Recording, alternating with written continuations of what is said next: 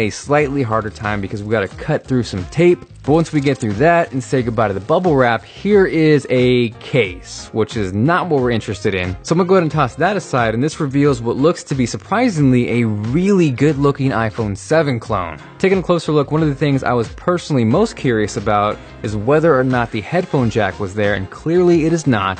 Now if we stack this side by side next to an iPhone 6s, it lines up pretty accurately with everything we've heard so far. Gone is the headphone jack, and in place of that is a second speaker grill, which in turn should give us stereo speakers on the iPhone 7.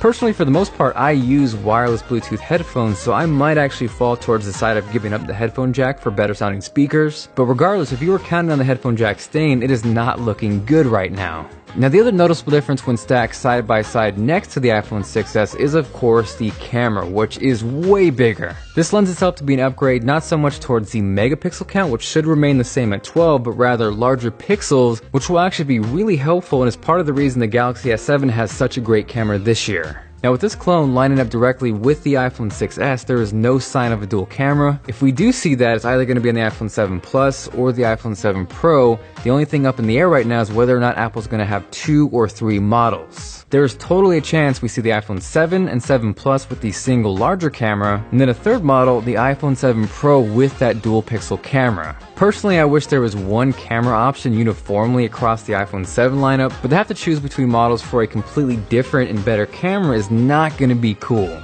Now one of the things I was initially negative on and have kind of come full circle is the removal of the antenna bands. Up until this point, we've really only seen renders or low quality pictures which were potentially photoshopped, but now that I have this close up and in my hands, I kind of really like how it looks. And looking at this side by side with the iPhone 6s, I think I definitely prefer the looks of the iPhone 7 clone. Now the downside and the reality check for everyone is that it looks really close to the iPhone 6s. There is not a lot different between the two. Obviously those who continually upgrade to a new iPhone every year are going to buy this phone, but if you're coming from an iPhone 6 or especially an iPhone 6s, this is not going to be drastically different.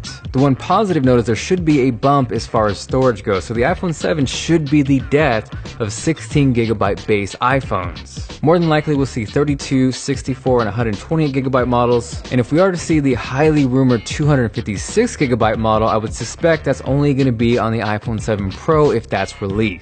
Now by no means does this mean the iPhone 7 is going to be a bad phone. Based off this, I think it's going to look great, it's going to perform well, it's going to take fantastic photos and video, but again, the moral of the story is that it's not going to look that much different than the iPhone 6s. Now if you want to see a more in-depth comparison against the iPhone 6s, go ahead and check out my buddy Austin Evans' video. He's busting out rulers, calipers, and getting deep into it, so you go ahead and click that video here or check out the link below.